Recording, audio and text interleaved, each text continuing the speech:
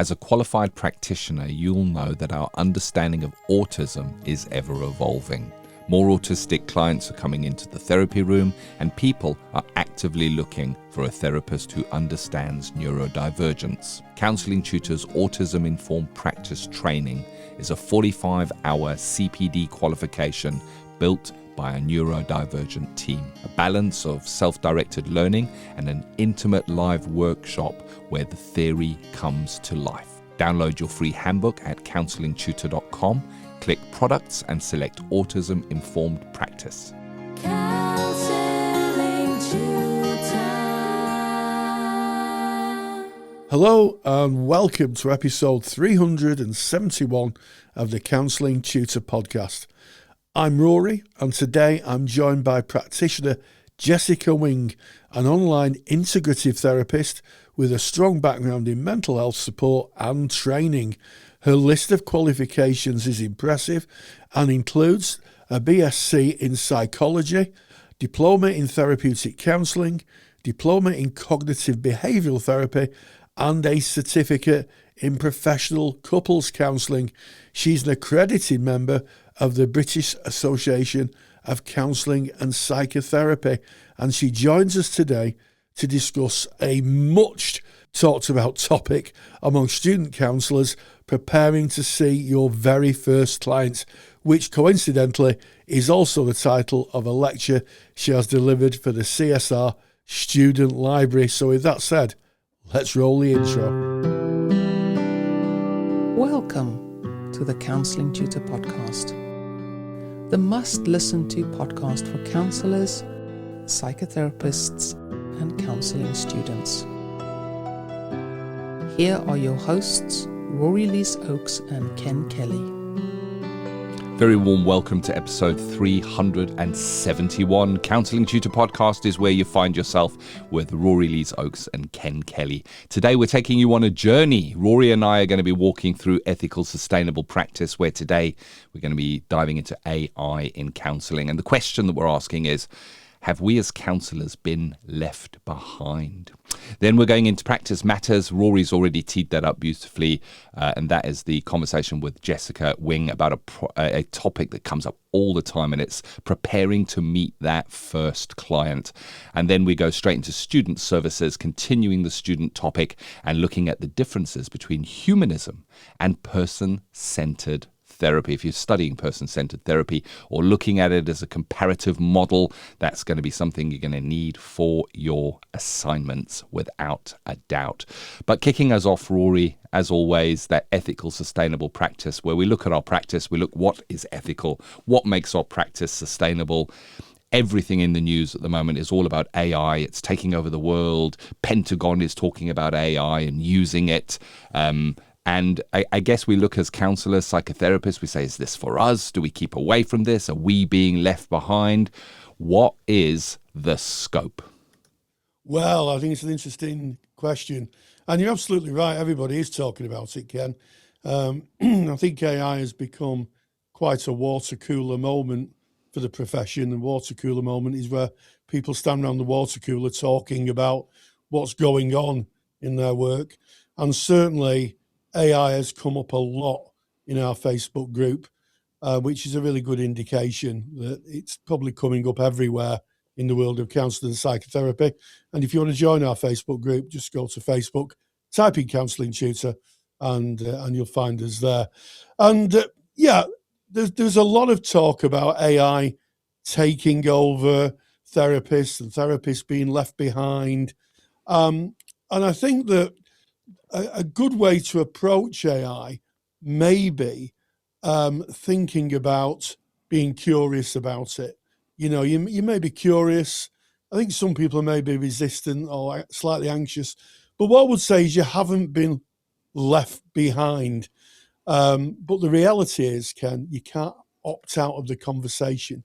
Yeah. You know, I think you know, we've said for a long time, not just us, but I think the world in general has said that probably AI isn't going to take over completely, but those people who don't have an understanding of AI and how it's used and how to apply it may very well find themselves in a bit of a difficult position. Yeah, very much so. And it's interesting where you say AI is not going to take over completely. I have documented evidence that suggests slightly different on that one, Rory. But this is a debate that's going on at the moment. It's where I spend a lot. It's where I spend a lot of my time is in looking at this topic, and I want to actually go back to 2023. 2023, I was at a conference in Phoenix, in Arizona. I was there for Counselling Tutor. It was a business conference related around marketing and some of the platforms we use in Counselling Tutor. But there was a talk delivered by Google, a representative of Google, who was speaking about Google AI and what they were implementing and what was to come. And it made it very clear to me right then in 2023 that there was this massive technological change that it's promised to be more significant than the Industrial Revolution that was coming our way, everybody's way. People like Jeff Bezos have been quoted as saying that AI will affect every single business on the planet, and it led me to, I guess, an orthonological shock. I don't know how to say it properly, but it's that one. It's that shock to my very core, where my shift turned from how is this AI going to impact Counselling Tutor and the business we run and the people we serve to, hold on a minute, what about counsellors and clients, and what part might this play, and how might that contaminate that relationship between client and counsellor? I wasn't thinking about how can it booster that. I was just thinking about the negative side of this and thinking what might this do. And I had two options there. The one is I could ignore it, put my head under a blanket and say, well, you know what, I'm going to go and look away. Or I could put my time and attention into learning. And I chose to put my time and attention into learning. I am now Counselling Tutor's AI lead. So I lead our team in the vision of AI, which means I spend my days all day working with AI, reading about AI, and doing continuing professional development about AI. And the topics that we're going to be bringing you over the next few sessions of this podcast that are AI related are lifted from my book that I've written. It's called Ethical AI Practice, and it is for counsellors and psychotherapists in the UK. It's still at the formatters at the moment, but as soon as that becomes published, we're going to be telling you where you can go and get a copy of that book. It's written for counsellors, psychotherapists in the UK with our laws, tells you what's happening, what the NHS are doing, what all the different systems are that are coming our way and what we need to be aware of. But Rory, I want to go back to what you said. We cannot afford to ignore this. We may go, you know what, I'm never going to use AI as a practitioner. I'm not even going to use an AI note take. I'm just going to write my notes on paper and I don't need to think about this. But we can't do that because it's already in part of what we do. Because if you use email, it's already in your email service provider. Every email service provider or spam filter is using AI. If you use a practice management system, it's going to have at least automation in it, and many of them suggesting AI. The video platforms that we use AI. This podcast you're listening to now, there is basically, when we finish recording this, the sound goes through an AI process, not that we chose, it just does, to make the sound better so that it is better for you. So it's about recognizing that this already exists. It's already in our world, and we need to look at it. We've spoken before on the podcast that clients may be using AI already. In fact, many are. Many supervisors are getting supervisees saying, my client's using AI. If you want to know more about that, go back in our back catalogue, put in the notes for today, that episode. You can go and listen to it. But we can't ignore it. We can't be the monkeys with the hand over the eyes or the ears or the mouth. I think they're called the wise monkeys. Hear no, see no, speak no AI. We need to be open to it. But the good news is we don't need to learn anything technical about this. We're not called on to do that. You may look at yourself and go, I'm not a technical person. That's okay. All we need to learn is how this technology impacts us, our practice, and our clients, whether we choose to use it or not. And this is about ethics. and ethical questions and looking with ethical curiosity, not about learning a new technology. And at no stage during these podcast sections where we discuss AI are Rory and I going to be saying you should be using AI. That's not what this is about. It's about how do you look professionally and ethically at AI as a counsellor. How do you make it part of your continuing professional development, this massive force that is coming your way, Rory? Yeah, absolutely, Ken. And I think I'll pick up on the observation that you say that AI is already with us. I think there's going to be a lot of people, well, we know there's a lot of people out there using AI for, shall we say, pseudo therapy, in the late evening, typing into a chatbot, asking questions about the existential realities of their lives. And sometimes they'll do that and bring it to the counselling room. They may say, I was feeling a bit down last night. Clients are feeling a bit down last night. So they chat with AI and this is what they've told us. And I think that we have to be prepared as practitioners to invite that conversation into the room. We can't just say, "Oh, you don't want to be talking to a robot." That's ridiculous. What we need to be is curious and say, "Well, what did AI tell you? What did it leave you with?" Because therapy, the human to human connection, that human exploration of someone's life is about how did you navigate what was in front of you? How did you find the world when you'd found out information? And I think that's exactly how us as therapists should engage with it. So tell me about it. Tell me what it told you, and listen to how it impacted on the client's frame of reference.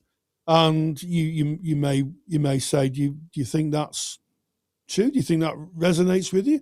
Some may say, well, not really, or others may say, yeah, it does. It's brought this up for me. And there's an area of exploration right there. So it's going to be something I think that therapists are going to be engaging with a lot. And I think, when it comes to anything new, I think there's always a categorization of how people engage with it. So in the handout that I've produced, I've kind of talked about the enthusiast, someone who's excited about AI's potential, maybe experimenting with tools, or, the challenge with that, if you are someone who's very technically minded, is that the enthusiasm you have for AI doesn't move ahead of ethical reflection.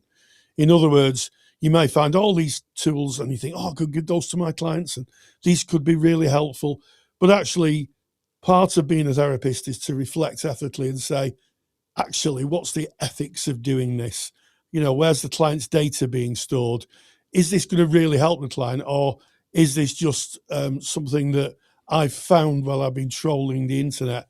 So if you are one of those enthusiastic people who like new technology, just think about ethical reflection, something to be taken up in supervision. And then you might have the resistor.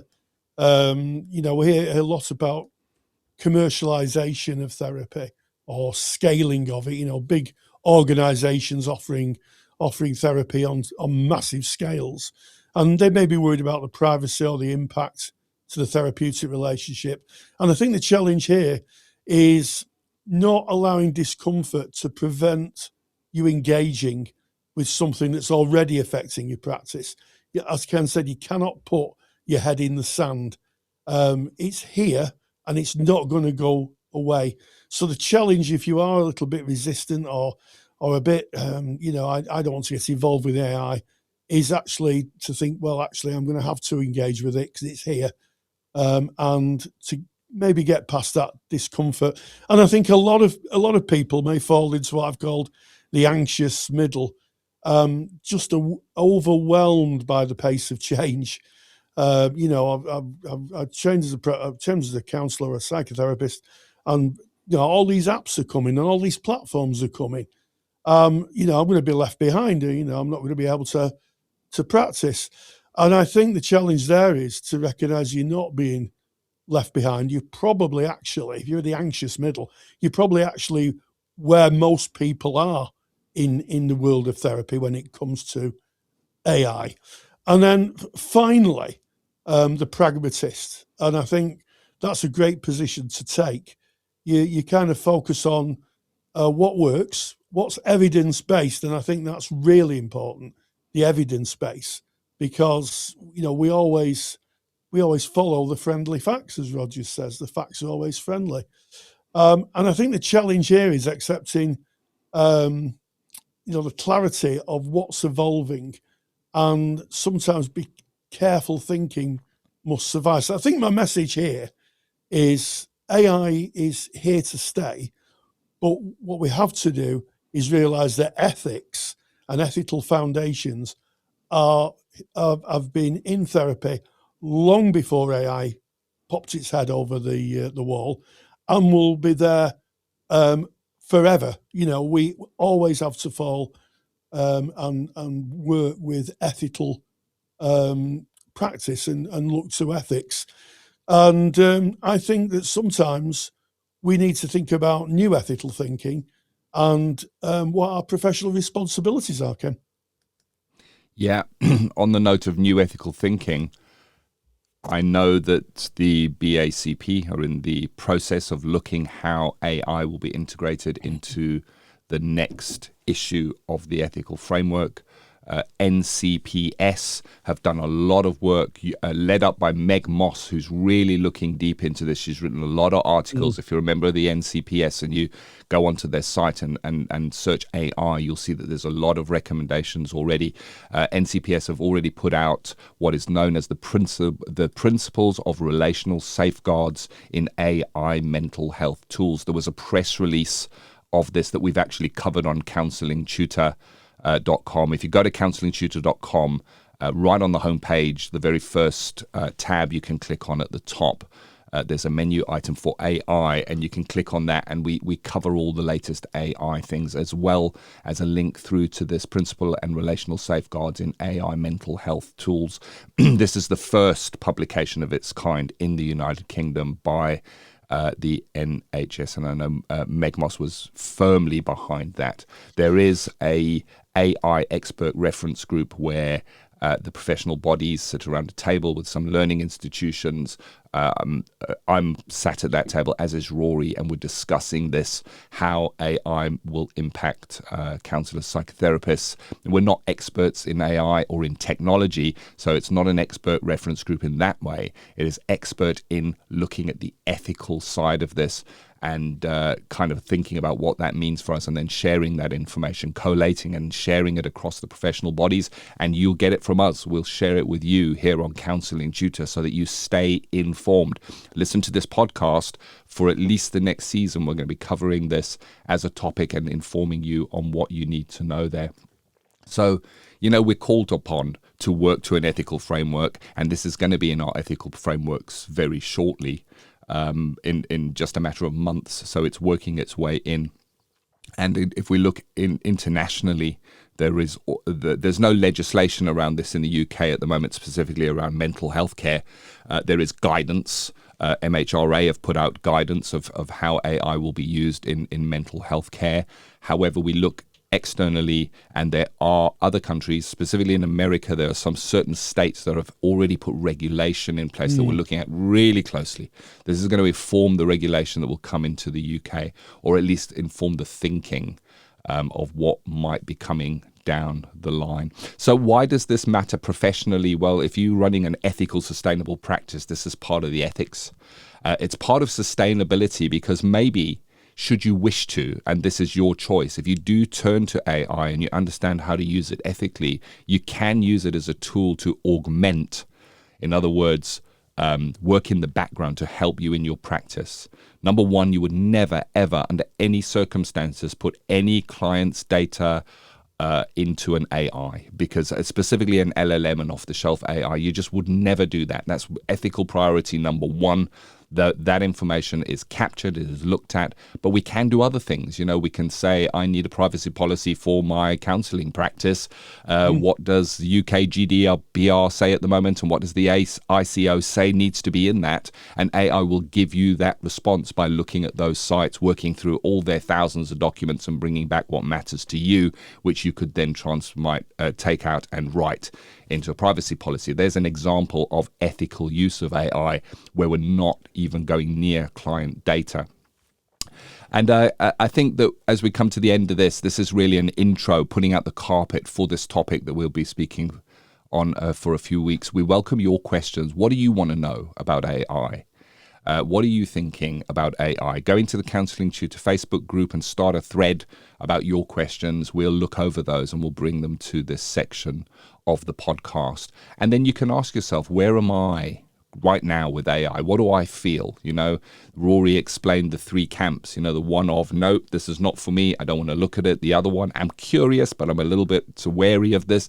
And then the other one, diving in and saying, yeah, this is for me, I'm using it. Where do you sit in that? Where do you find yourself? And then what are the feelings that come up? I did a poll in our Facebook group some time ago, and the overwhelming feeling that was coming up was that of fear and almost a resistance to this technology that is coming in. How can it come into counseling and psychotherapy? There was a great resistance, and that was a temperature check at that time. But what's important is, what is the temperature check inside you at the moment when you think of AI? What is your frame of reference? Where do you get your information from about AI? And how does that form how you view it and how you create your world view of that? Because of course the information we get in is all we have to work with, and then we create a vision of what that means to us. Well, what does that mean to you? And then what, if anything, principles feel most solid? What would maybe be an area that you might delve into? And you might say, that's all I'm willing to do at the moment is commit to saying, okay, I'll do some CPD. I'll look at this topic and no more than that. And I think that's a really good starting point, specifically if you're in that anxious, looking at this with, I don't want this. This shouldn't come near therapy type of mindset. And then what might make you feel a little bit more confident? What might make you feel confident? Would it be more information? Would it be a guidance sheet from an ethical body that says, do this, but not this? And then the final question, how do you respond if a client brings AI into the session? And we've covered a whole topic on that already in the podcast. We will talk about it again because it's a deep topic, but those are just some thoughts as we kind of come to the end of this introduction to ethical AI practice for counsellors, psychotherapists in the UK, Rory. Yeah, absolutely. And I think a key takeaway, certainly for me, I don't think it's about becoming a technologist. It's not about being an AI expert, but it is about remaining grounded in your professional values, the ethics, thinking about your clients' well-being, and also critical thinking. As we've said, AI is definitely going to come into the therapeutic space, but critically thinking about how and when it's used and how it's applied. I think we're right at the beginning of this journey, and I think that as the years unfold, we'll see AI start to find its place in the world of counselling and psychotherapy. And don't worry, you've been developing ethical judgment since the beginning of your training, or if you're listening to this and you are in training. So, AI does not remove that responsibility. It invites you, I think, to apply critical thinking and ethical sensibilities in a new context. And really, if you're sitting there at home thinking you're left behind, you're not. Yeah, You are a reflective practitioner. You are navigating the professional landscape. And I think that's exactly where we all are at the moment. That's exactly where we need to be. I'm looking forward to Ken's book. I've actually seen a sneak preview of it, and it's brilliant. So, as soon as that's out, we'll be shouting from the rooftops about that. But if you want this handout, if you go to counsellingtutor.com, go to the podcast tab, episode 371, and this handout that we've been talking around today is available for you right now. And And I think that kind of sums up where we are with AI, Ken. Does, very much so. That big takeaway that you're not left behind is the main reason we wanted to kind of introduce this and start with that. And I was reading an article just recently that showed the adoption of AI throughout the world.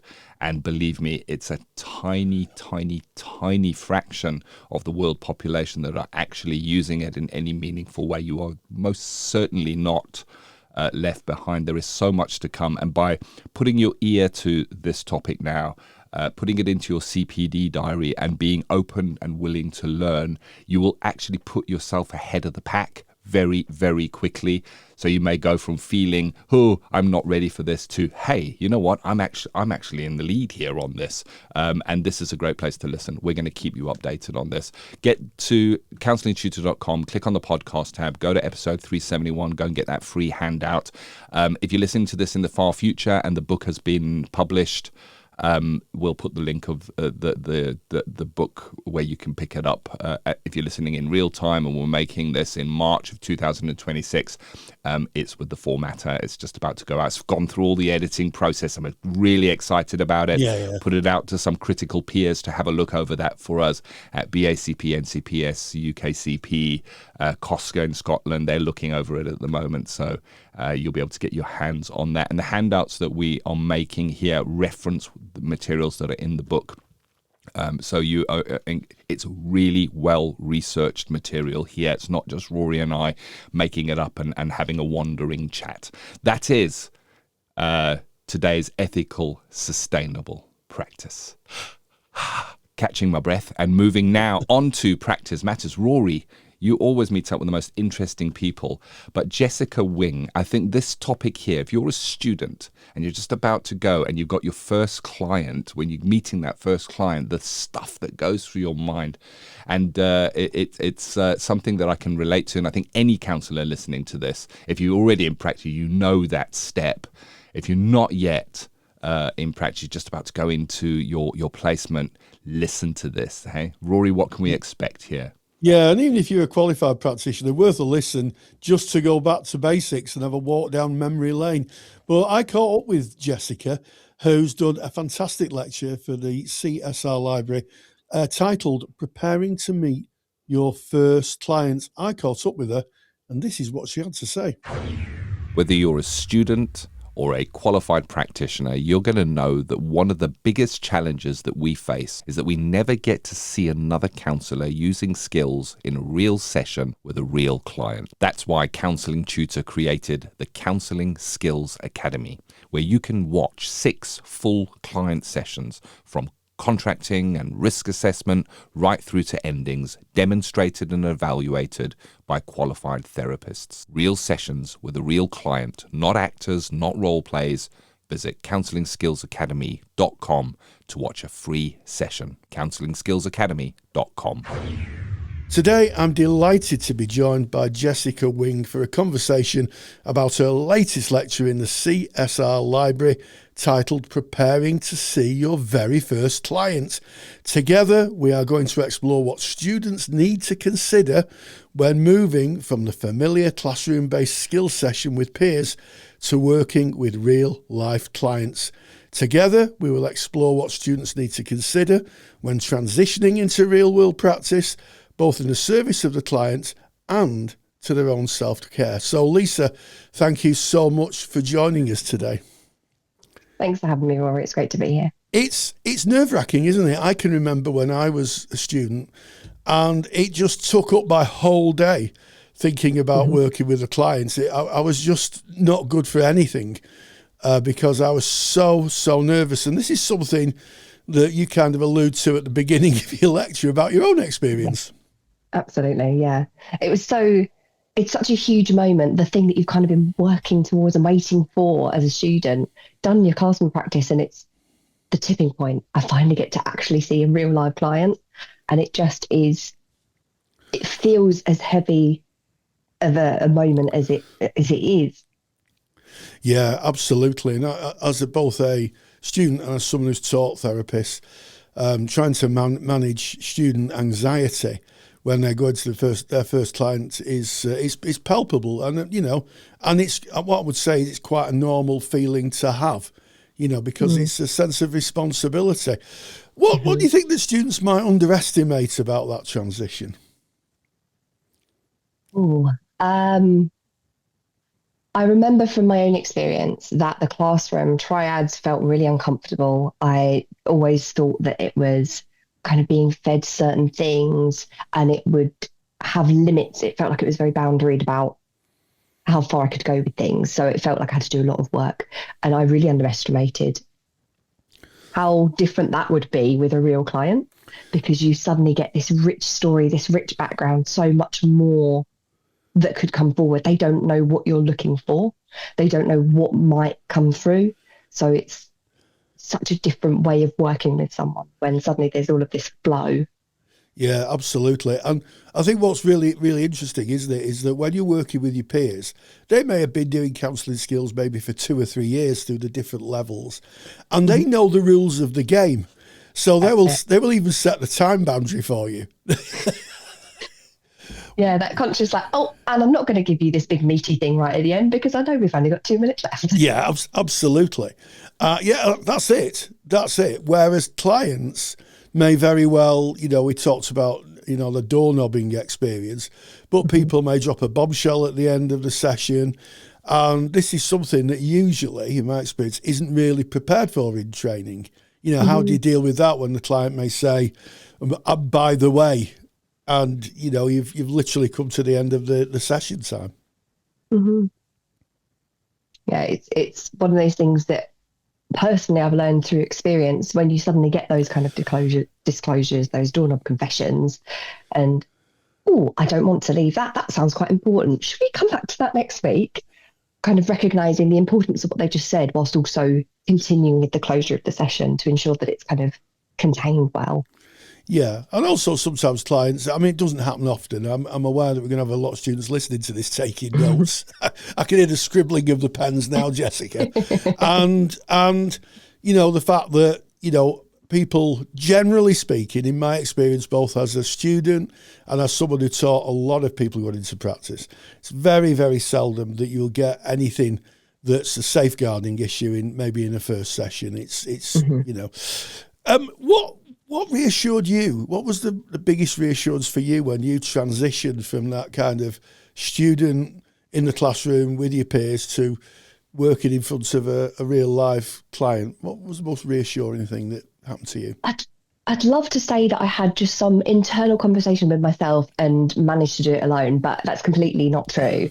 It's actually the support that was around me. I really lent into what was available. So I was feeling this really huge anxiety before my first client turned up. And I was like, oh my God, what do I do? I don't want to do this wrong. I don't want to have a panic attack. So I spoke to the people at my placement.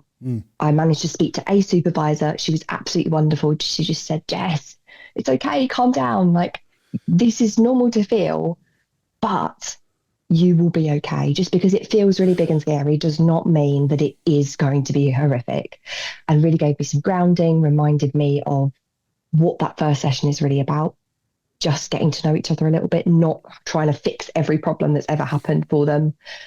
And it just made me go, oh, okay. Maybe I can do this. All right. I'm not the only person that's ever felt like this. This is important to me, but I can manage just getting to know someone a little bit. I can do contracting, which I've done till I'm blue in the face. I can contain this session. I will give it my best shot. And as she brought me back from that place where I was just about to have a panic attack, and it was invaluable. And that's why I wanted to create this session, because it was just such a meaningful experience that stuck with me throughout the rest of my career so far. Yeah, absolutely. And I think there's something about, that expectation that students take in, that this is going to be the big work and there's going to be, huge changes. You're absolutely right. For the first session, it's really a getting to know you. There's the contracting and getting to know you. And there's a trust building phase. The clients, you're new to the client's new to you. There's a trust building phase. And I guess that part of that building a trust is relational presence over getting it right. Yes. for sure. Yeah, so in terms of relational presence, what do you see as relational presence? What does that look like? Oh, I always talk about the vibe that I bring. I want to bring a certain vibe to my clients. I want them to feel the energy that's coming off me, someone that is caring about what they're bringing, someone who is going to be responsive to what they're saying in terms of not just what I'm saying, but the pace and energy that I bring. If they're sharing something difficult, I want to slow things down a bit, really hear that for them. If they're sharing something that's actually quite exciting, I want to be there with them, enjoy that joy that they're bringing. It also sits in the body language that I hold. It sits in the way that I hold my body in my seat. It sits in all of the actual boundaries that I create as well, ensuring that they know exactly what to expect from the session. How long are we going to have from the end? How are they going to know it's time to finish? What's going to happen next? Absolutely. And I guess one of the things that, certainly I hope I helped students let go of. I don't know if I actually did, but I hoped, is letting go of this idea of getting it right. I think it's a very Western idea anyway. I have to get it right, as opposed to just being present and just being with another person. What's your view on releasing that get it right kind of script and just leaning into being present? It's something that I often bring to supervision, even now after thousands of hours, because that we do have this pull to get it right. It's because we care about these clients, about everyone that we work with. But being present, being human can be so much more valuable, kind of reducing that power imbalance with a client where they're expecting you to be this professional who's going to have all the answers. Just being able to be real, make a mistake from time to time, own up to it is so much more healing, so much more positive for that person to be around. And I had another separate colleague say to me during the beginning of my placement that as long as I approach things with the best interest of the client in mind, I'm not going to go far wrong. So even if I mess up with what I'm saying, even if I misremember a name or a key detail, it's okay. We're human. We make mistakes. As long as we care about the fact that we've made a mistake and we aim to repair that with the client, we're on the right track. Yeah, we're human and we make mistakes. That can be such a powerful enabler for clients, can't it? Because if you can make a mistake, it allows clients to be able to think that it's okay for them to make mistakes and be human. Sometimes clients struggle under introjected values or drivers that say they must be perfect. And to sit in front of somebody who makes mistakes. And I guess the other thing is that for a lot of people who meet professionals, I have to talk about my dentist on the podcast, but in case she's listening, my lovely dentist. It's a transactional relationship. I open my mouth, she tells me what I need to do with my teeth. There's some work done, a fee is paid, and off I go for another. There on Friday, I think. It's a transactional relationship, whereas therapy is a relational relationship, and I think perhaps clients may take a bit of time to adjust to that. The fact that you're not going to be telling them what to do, you're going to be allowing them space to find their own direction. Yeah. Absolutely, yeah. And like that, even that concept of not having an agenda in the room, offering them the silence to fill in their own way, it can feel so uncomfortable sometimes. And it's one of those things that I've kind of learned to have a conversation with the client about from early on if I notice that there's that discomfort there. It's with all those things that you kind of learn through the course of doing your placement and beyond. Yeah, you're absolutely right.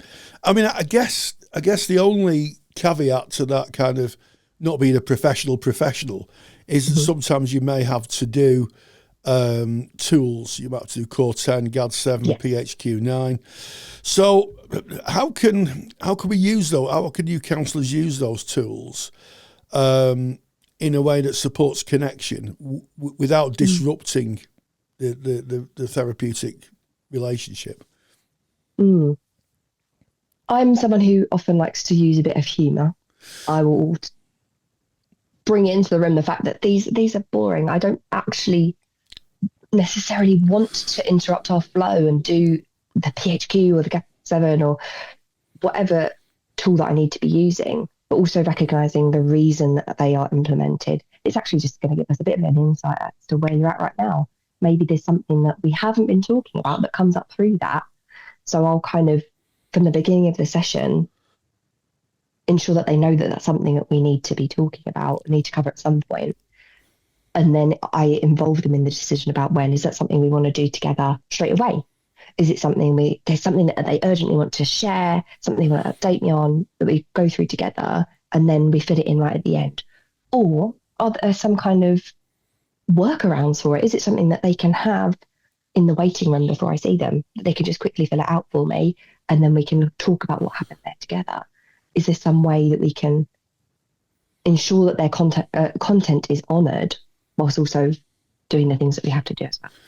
Yeah, I like what you said about that it's not a case of, well, I know you're telling me some very important things, but you're going to have to contain it until I fill this flipping form in, and, the idea that you could be flexible around that, and that you're working with the client's kind of processes and being creative. And I think that's a real good lesson for anybody listening. If you're taking your notes, write this down.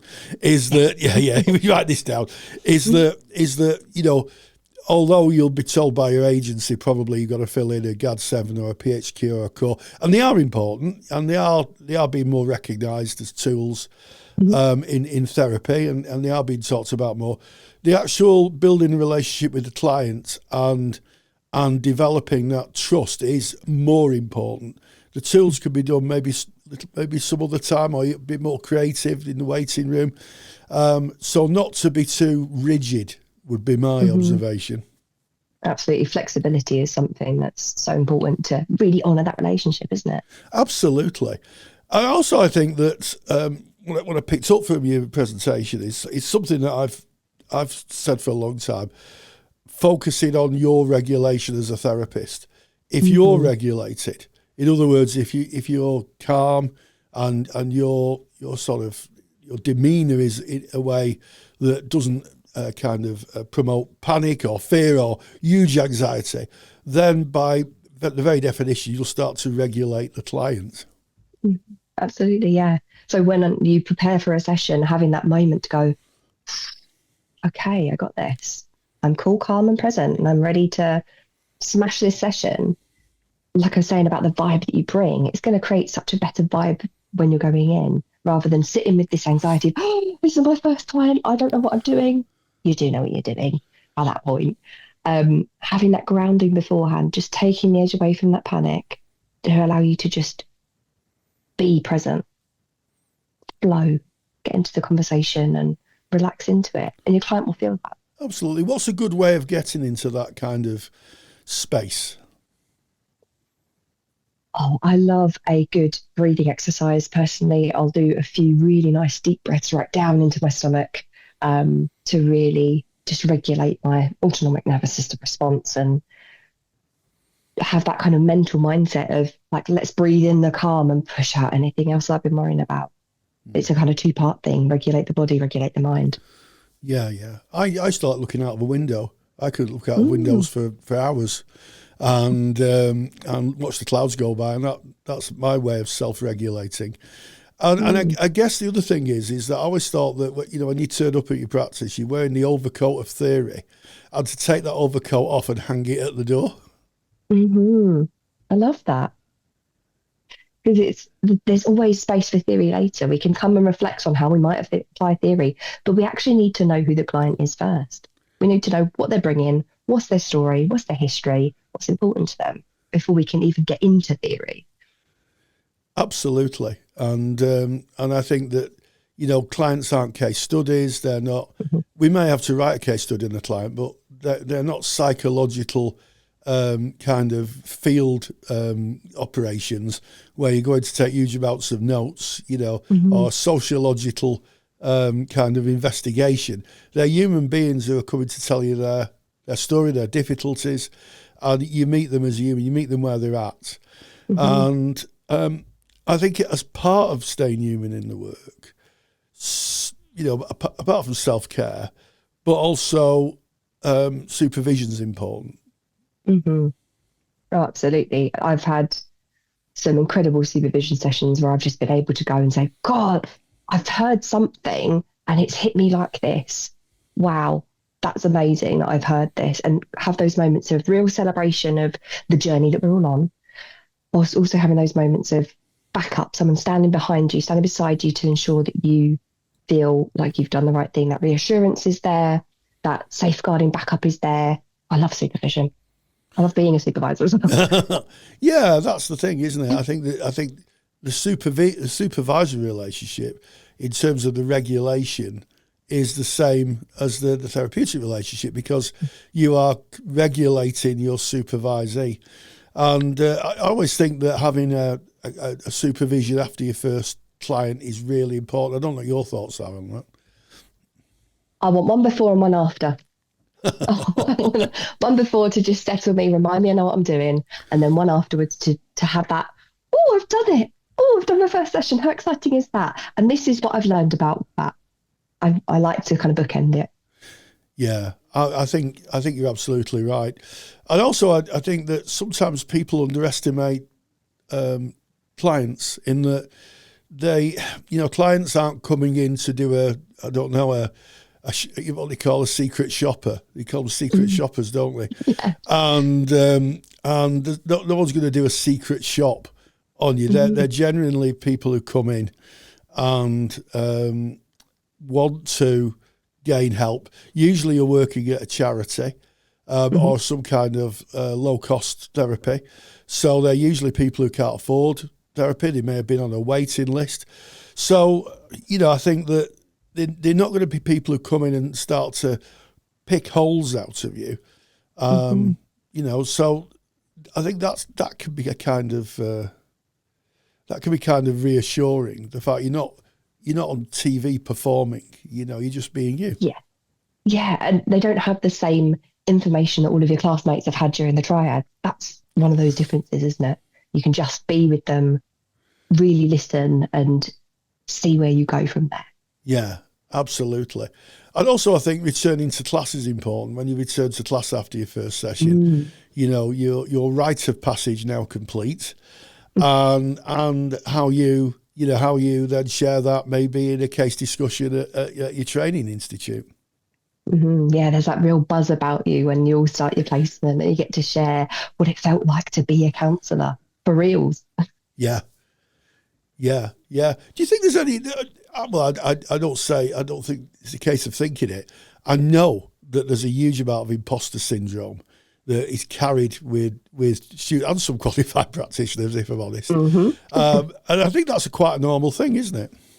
Oh, yes, 100%. I still get imposter syndrome now. Like, it's something that I have to check myself on, but I use it in a sense of keeping me grounded. As long as I feel like an imposter, I'm still going to keep learning. I'm going to keep my awareness on the way that I practice. And it shows that I care about my clients and I want the best for them. I want to keep being the best therapist that I can be. So if you can turn that imposter voice into this positive route of, I just want to be the best I can be, I think that's a useful way to go. I think that's a wonderful way to end this interview. So preparing to see your very first client is available in the CSR library. And it just remains for me to say, Jessica Wing, thank you for joining us. Massive thank you to Jessica Wing. Thank you to you, Rory. I really appreciate bringing those all-important topics. As was mentioned, this is available in our student library. So we've got two different libraries. One is our CPD library, where we have thousands of qualified practitioners, but it's only open if you're qualified as a practitioner. But we have a student library where we do have some CPD, but we focus as well on the learning journey. And Jessica's lecture will appear in our student library. If you're a member, watch out for it. If you're not a member, go to counsellingtutor.com, click on our products. All the information is there and you can read about that and see if it's worth it for you. It costs less than the price of a cup of coffee a month. Ooh. Really does. I know. Yeah, I go for a coffee every now and again. We're off to Costa. Other brands are available with my wife every now and again. And whenever I look at the till slip that they give us, I always go, oh man, our library is cheaper than that. On the annual fee, it's much cheaper. Anyway, so that is Practice Matters, and we now focus on you, our students, and we go into student services. And today in student services, A question that comes up, it's an interesting one, and we can have a bit of a philosophical discussion here. I'm using the word philosophical on purpose, Rory, as we speak about the difference between humanism and person-centered therapy. Give us an intro. Well, yes, thanks, Ken.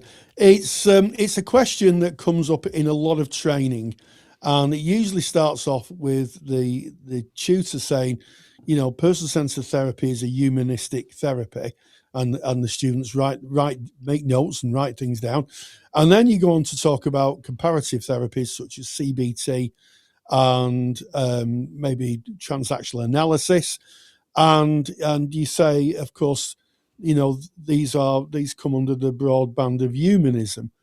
And they say, well, hang on a second. If PCT's a humanistic therapy and you're saying that other therapies are humanistic, then what's the difference? It becomes quite confusing.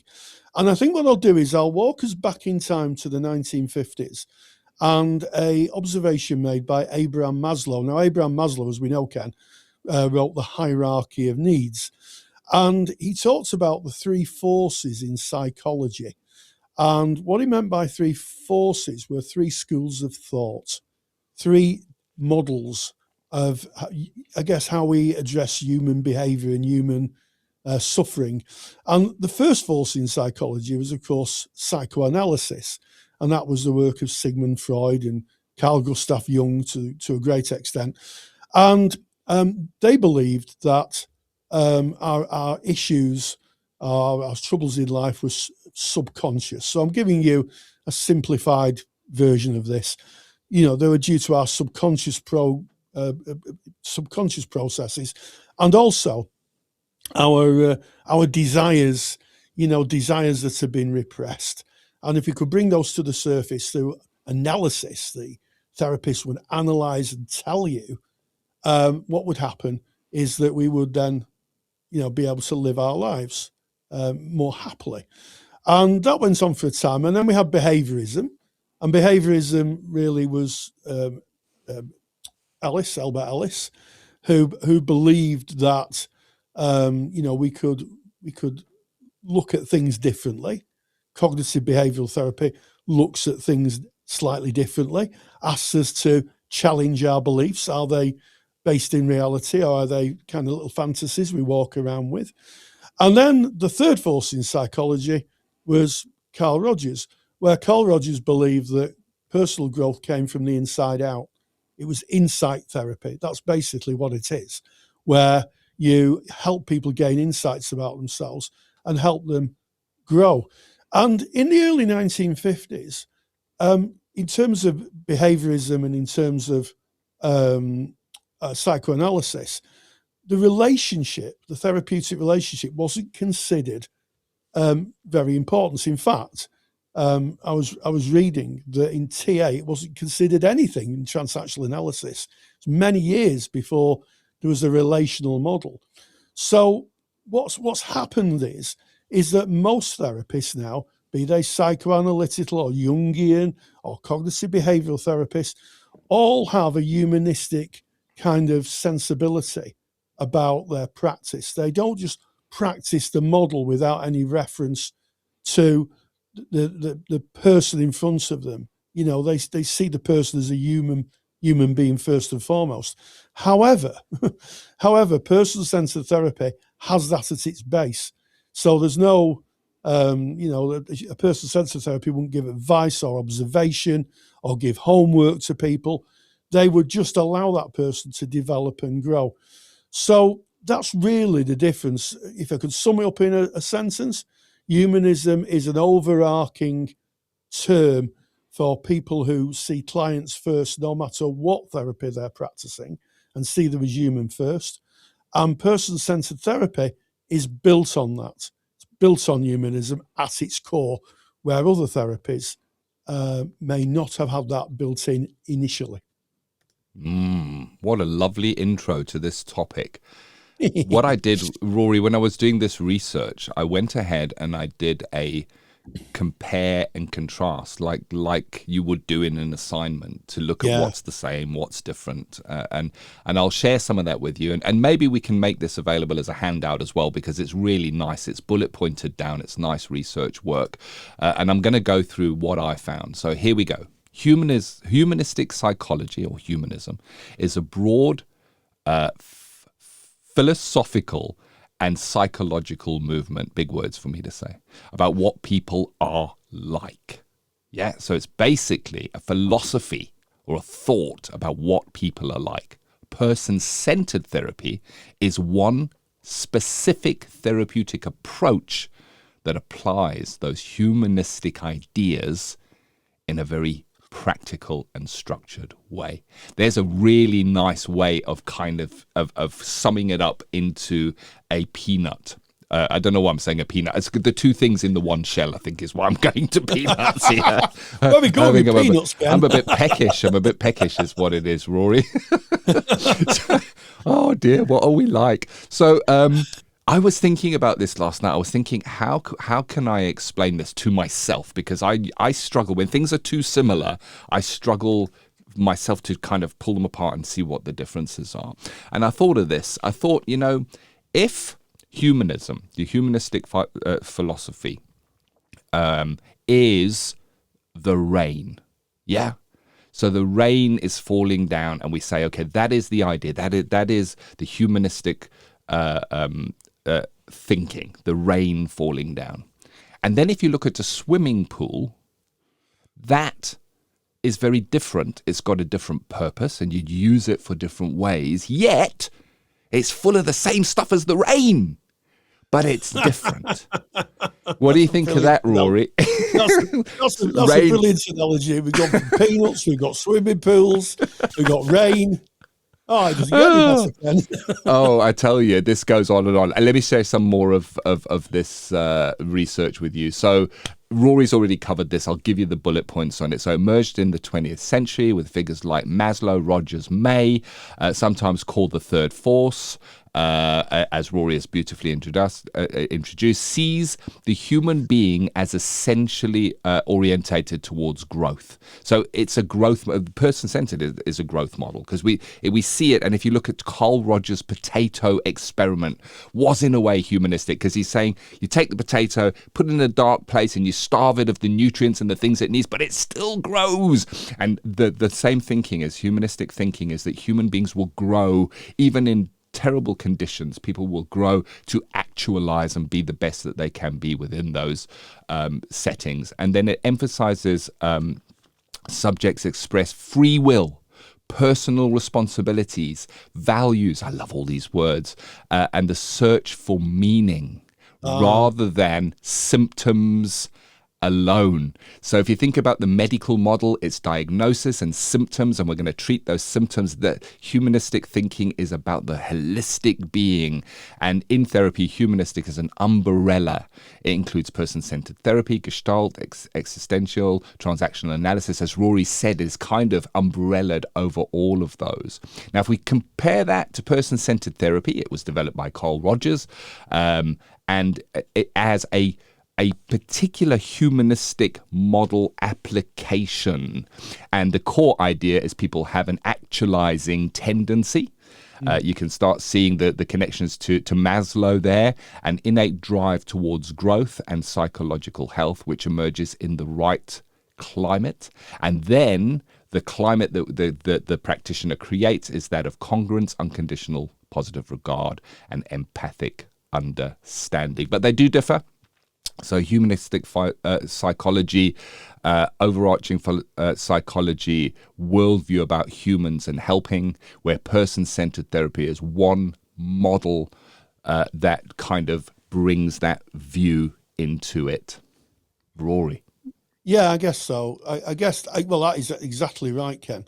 And I would say that one of the things that makes person-centered therapy unique, it's not a way of doing, it's a way of being. And I think that,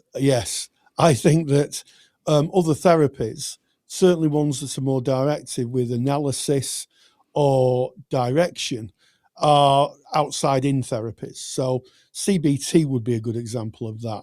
you go to a CBT therapist and they ask you to reframe your thinking or look at things in a different way. Not all the time, but that's the core of it. Whereas with person-centered therapy, we kind of provide these necessary and sufficient conditions, 3 of which are, as you've said, congruence, empathy, and unconditional positive regard, which allows the client, like the potato can, to grow and flourish and to use their own insight to, flourish and be happy in the world. So that's a potted history of humanism, complete with peanuts and swimming I pools. like it. That's where we put a bit of rain thrown in for good measure. I live in North Wales. It's not stopped raining for months here as we go through our winter. I've got some interesting thoughts about this as well. So when we think about humanistic psychology, we look at it and we go, okay, that's what it is, and now we're understanding it. But if you go back, this was really radical. The humanistic psychologists of the time were seen as heretics. Really, yeah, very much so. Very, very much so. Yeah. They were going for civil rights, women's liberation, anti-war movements. At the time, it was not popular to speak this way. It helped to normalize things like self-esteem, personal growth, and finding yourself.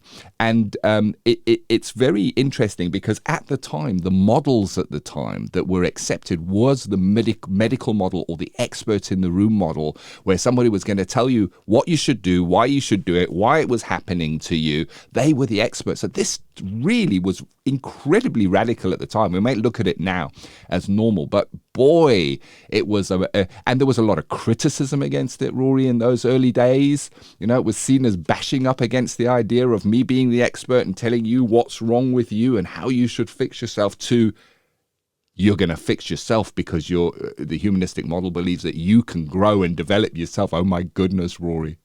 Oh yes, Rogers et al. Caused quite a stir in the 60s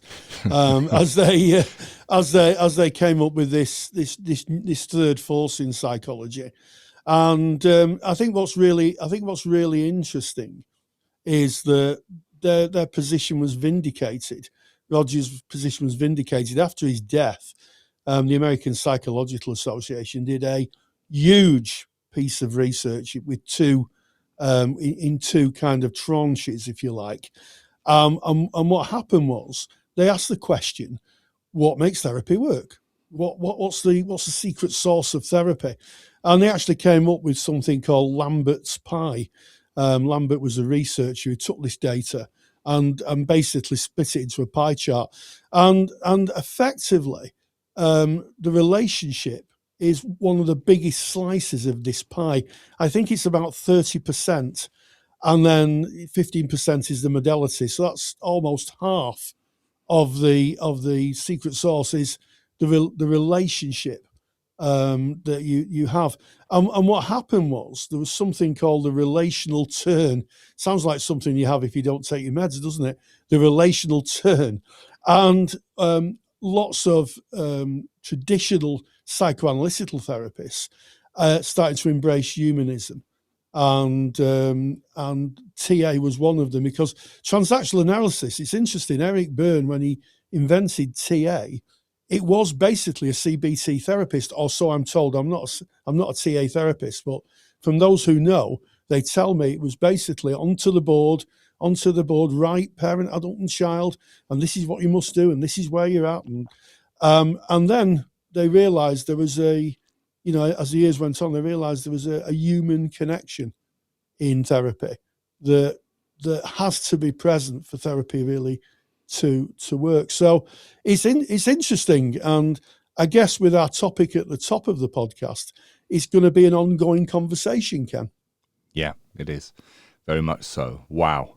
So we'll see if we can put together those kind of highlights of that. If you're a student and you're writing about this, go and download it. You'll find it counsellingtutor.com. Click on the podcast tab, episode 371. So there'll be 2 downloads in that episode.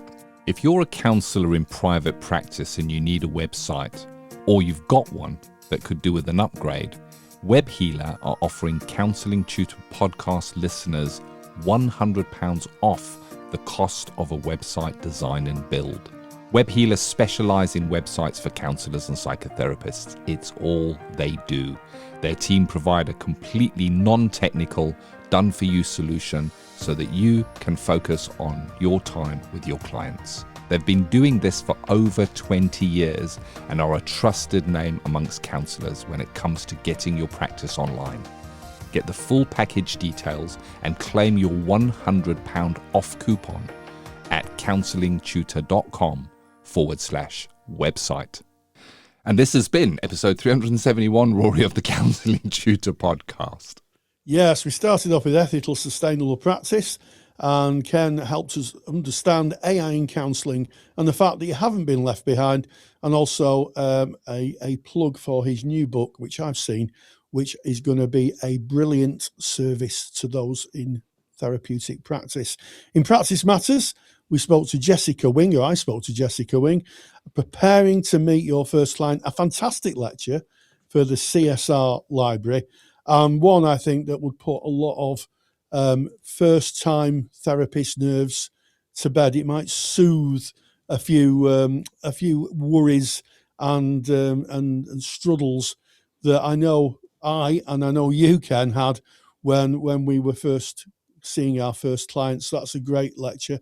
And then in student services, we talked about the difference between humanism and PCT. We brought in peanuts, swimming pools, and also the rain.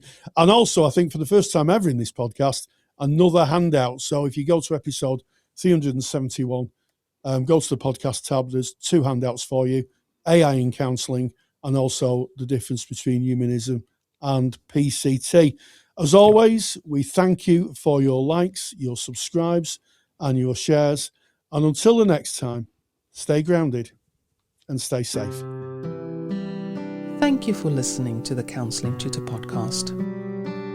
Find the show notes for this episode by visiting counsellingtutor.com.